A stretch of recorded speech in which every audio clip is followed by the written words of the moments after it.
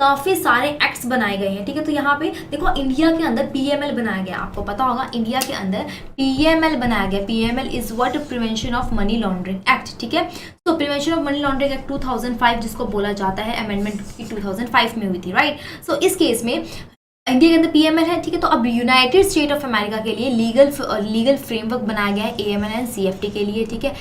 अब यहाँ पे एक्ट कौन कौन सी है, the bank secrecy act 1970 and USA patriot, यहाँ पे दो तरह के बहुत इंपॉर्टेंट एक्ट बनाए गए थे, ठीक है। इसके अंदर हम देख लेते हैं कौन कौन से हैं।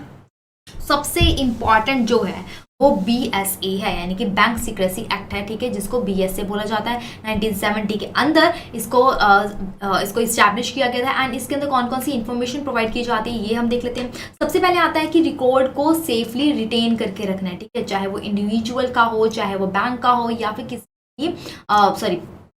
आई एम सॉरी, यहाँ पे मैंने गलत बोल दिया, जो रिकॉर्ड्स रखे जाते हैं, ठीक है। किसी आपको मैंने ऑलरेडी लास्ट चैप्टर में भी बताया होगा कि यहाँ पे दो तरह की रिकॉर्ड कीपिंग होती है। एक होती है किस तरह से वो जो CDD है, यानी कि कस्टमर ड्यू डिलिजेंस है, वो जब एंड हो जाता है ट्रांजेक्शन, जब ट्रांजेक्शन एंड हो जाती है उसके तब वहाँ से लेके कम से कम 5 साल तक उसको रिकॉर्ड में रखना होता है। एंड मोर ओवर जो ट्रांजेक्शन होती है, ठीक है, जो सस्पिशियस ट्रांजेक्शन्स होती हैं उनके लिए रिकॉर्ड कितनी होती है, 5 साल तक ही होती है, जब से वो ट्रांजेक्शन की डेट स्टार्ट हुई थी, ठीक है।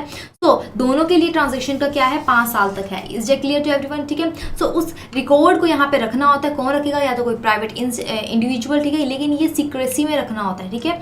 एंड बैंक एंड कोई भी फाइनेंशियल इंस्टीट्यूट, सो ये हेल्प करता है कि करेंसी एंड मॉनेटरी जो इंस्ट्रूमेंट्स है वो किस तरह से फ्लो हो रहे हैं, कि क्या उनकी मूवमेंट्स हो रही है, कैसे वो यूनाइटेड स्टेट्स से अंदर आ रहे हैं, कैसे बाहर जा रहे हैं, ठीक है। एंड कौन फाइनेंशियल सिस्टम के अंदर कितने डिपॉजिट करवा रहा है, ये बैंक सीक्रेसी एक्ट के अंदर देखा जाता है, ठीक है। For banks reporting KYC and transaction record maintain यहाँ पे किए जाते हैं, ठीक है। केवाईसी को यहाँ पे मेंटेन करना एंड रिपोर्टिंग किस तरह से करनी है एंड ट्रांजेक्शन को किस तरह से मेंटेन करना है, ये सब बैंक सीक्रेसी एक्ट बीएसए के अंदर देखा जाता है, ठीक है। So next one is money laundering control act, जो कि 1986 के अंदर इसको कंसिडर किया गया था।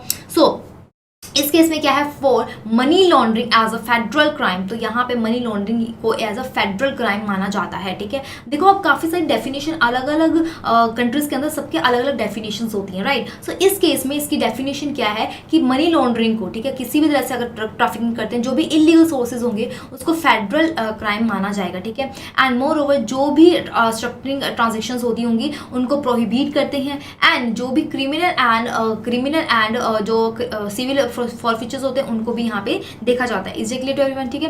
And next one anti drug abuse act, जो कि 1988 के अंदर इस्टेब्लिश किया गया था, सो डैट हम क्या कर सकते हैं, मनी लॉन्ड्रिंग एंड TF यानी कि टेररिज्म फाइनेंसिंग को हम बूस्ट कर सकें, यानी कि उसके जो लॉज हैं, बाकी जो लॉज हैं उसके प्रोविजन को हम बूस्ट कर सकें, इसीलिए एंटी ड्रग अब्यूज एक्ट को भी लाया गया था, ठीक है। इसके अंदर क्या था, जो भी देखो डेफिनेशन क्या थी, डेफिनेशन यहाँ पे क्या बताती थी मनी लॉन्ड्रिंग के बारे में, कि जो भी इलीगल सोर्सेज से पैसा आएगा, ठीक है, जो भी इंडिविजुअल इलीगल सोर्सेज से पैसे देते हैं या खरीदते पैसे ट्रांसफर करते हैं उनको ही यहाँ पे क्या किया जाएगा, मनी लॉन्ड्रिंग एक्ट के अंदर पनिश किया जाएगा। लेकिन यहाँ पे क्या बोला गया है, कोई भी ऐसा बिजनेसमैन जो कि कार डीलर हो सकता है, रियल इस्टेट डीलर हो सकता है, किसी भी जिसका नेटवर्थ ज़्यादा हो, ठीक है, जिसका नेटवर्थ ज़्यादा हो, तो उनको भी एंटी ड्रग अब्यूज एक्ट के अंदर देखा जाएगा, उनकी रिपोर्टिंग ली जाएगी, ठीक है। एंड मोर ओवर अगर वो मनी इंस्ट्रूमेंट्स को $3000 से ज़्यादा यूज करते हैं तो वो भी यहाँ पे पकड़े जाते हैं। Is it clear to everyone, ठीक है।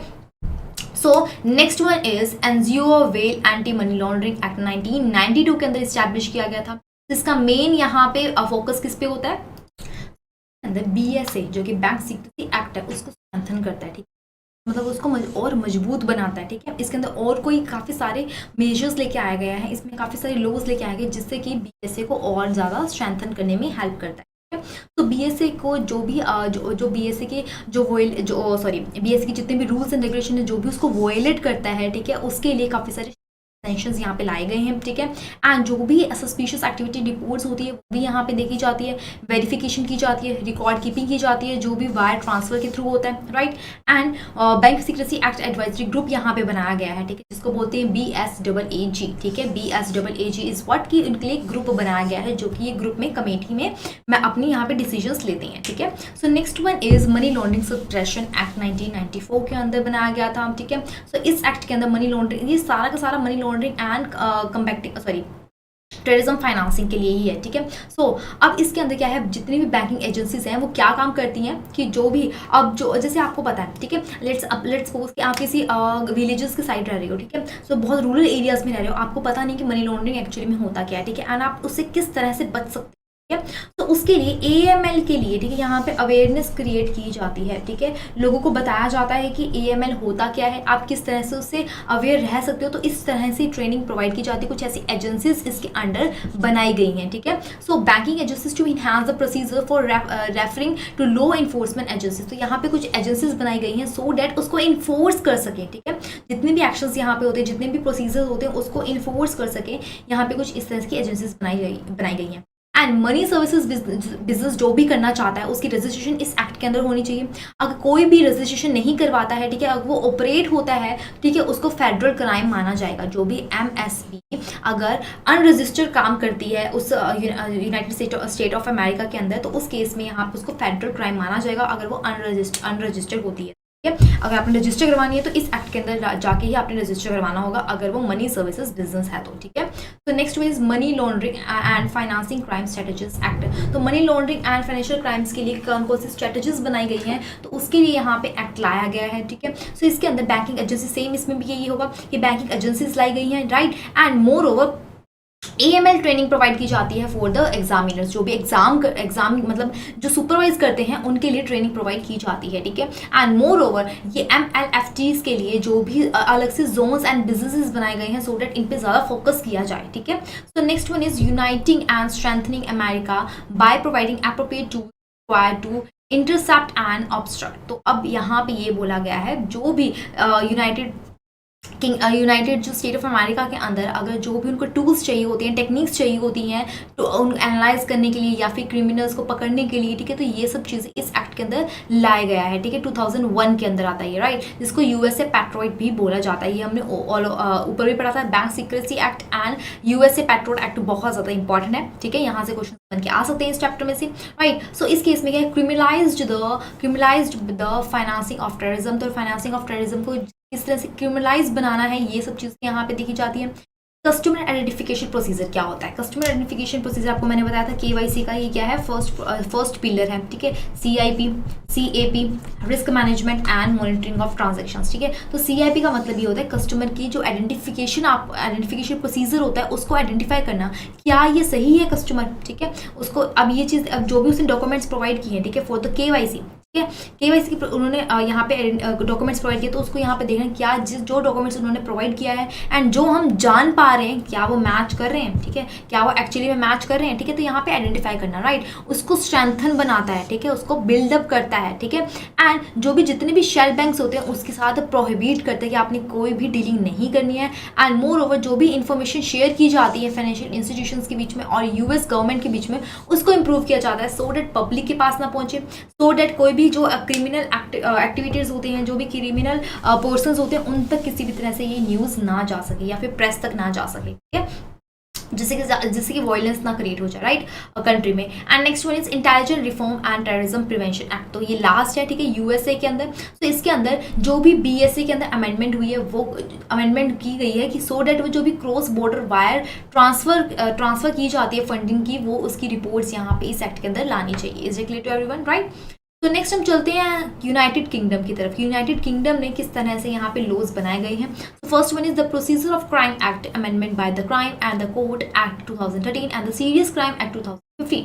यहाँ पे एक एक्ट लाया गया, ठीक है। अब AML एंड CFT के लिए यहाँ पे 3 लॉज लाए गए थे, ठीक है। सो फर्स्ट वन हमने पढ़ लिया, ठीक है, जिसके अंदर मनी लॉन्ड्रिंग एक्ट को यहाँ पे क्रिमिनल एक्ट माना गया है, ठीक है। एंड इस एक्ट के अंदर किस तरह से हमें ये पता लगाया जा सकता है क्रिमिनल प्रॉपर्टी को किस तरह से कंसील किया जा रहा है, किस तरह से उसको एक्वायर करते हैं, ये सब चीज़ें क्या है मनी लॉन्ड्रिंग ऑफेंस के अंदर क्रिएट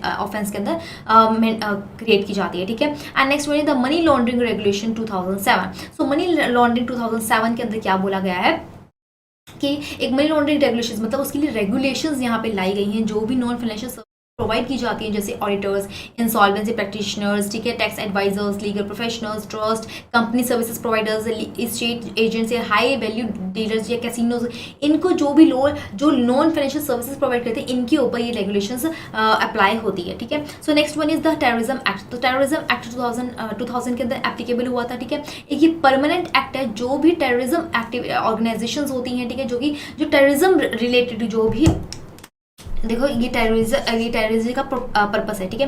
तो इस पर्पस के लिए जो भी फंडिंग रेज होता है, ये कहाँ पे है, जो भी ट्रेनिंग की जाती है, जो भी फायर आर्म्स है, ठीक है, एंड टेररिज्म पर्पस है, उन सबको ये डिमोलिश करता है, ठीक है। ये सबको यहाँ पे ढूंढ के डिमोलिश करता है। ये एक परमानेंट लॉ बनाया गया है, ठीक है। Is it clear to everyone, right? So next one is Australia, ठीक है। सो ऑस्ट्रेलिया के अंदर भी काफ़ी सारे यहाँ पे लॉज बनाए गए हैं। So first one is India has put place 2006 के अंदर AML एंड CFT के लिए यहाँ पे लॉज बनाए गए थे, ठीक है। इसके अंदर 5 ऑब्लिगेशंस हैं, जैसे कि enrolment with the AUSTRAC and CFT एंड AML प्रोग्राम को यहाँ पे लेके आना, कस्टमर ड्यू डिलिजेंस करना, रिपोर्टिंग करना, देन रिपोर्टिंग करने के बाद रिकॉर्ड्स को अपने पास रखना, ठीक है। तो ये सब 5 ऑब्लिगेशंस किसके अंदर आते हैं? ऑस्ट्रेलिया के लॉज के अंदर दिखाई गए हैं। Is it clear to everyone, ठीक है। सो अभी हमने इस चैप्टर में पढ़ा कि UK के लिए कौन कौन से लॉज बनाए गए हैं, जो कि 3 थे, ठीक है, एंड USA के लिए कौन कौन से हैं, एंड यूरोप के लिए एंड ऑस्ट्रेलिया के लिए। तो ये बहुत ज़्यादा इंपॉर्टेंट क्वेश्चन था, इंपॉर्टेंट चैप्टर था, ठीक है।